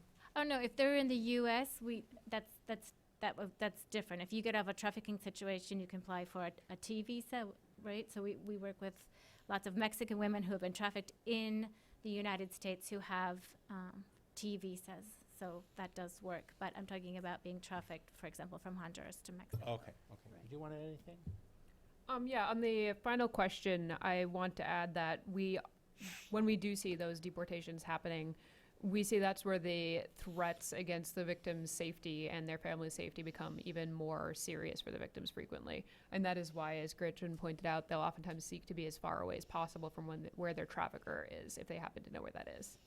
Right. Final word, Selena?